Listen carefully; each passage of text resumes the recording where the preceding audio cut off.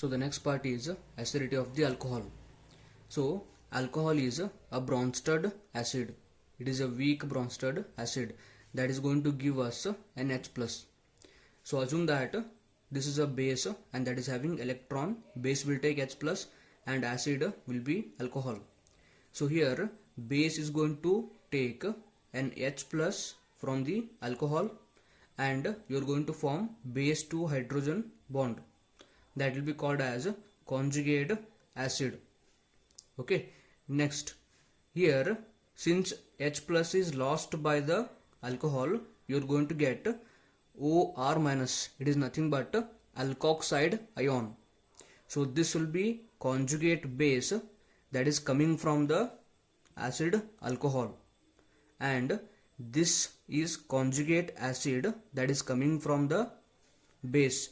So base will accept the proton, it is going to become conjugate acid, and alcohol, which is acid actually, it is going to lose proton and it becomes the base. We are calling alkoxide as base because it is having more number of the electrons. Okay, so next part, acidity of the alcohol. So I have taken 3 alcohol here: primary, secondary and tertiary. So primary alcohol is more acidic than secondary, secondary is more acidic than the tertiary alcohol. So how we can say that is, which alcohol among these 3 donates H plus faster, that will be called as stronger alcohol. So if any alcohol which donates H plus faster, that is going to become stronger alcohol. So we need to find which donates H plus faster. That will be definitely primary. Primary donates H plus faster than secondary. Secondary donates H plus faster than the tertiary. So the main reason is, so first of all we will see the OH bond polarity. So OH bond is a completely polar bond because of the difference in the electronegative value. Oxygen is having electronegative value 3.5, hydrogen is having electronegative value 2.1. So because of more electronegative value, electrons will be attracted towards the oxygen. So hydrogen is going to acquire a positive charge. So here I have taken R here.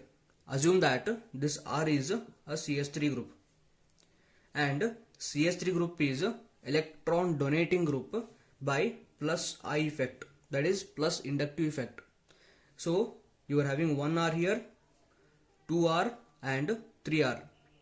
So as you increase the number of the R group, the electron donating is increasing. So here you have only 1 electron donor, 2 electron donors and 3 electron donors. So as you increase the number of the electron donor on the carbon, the electron density on the oxygen is going to increase.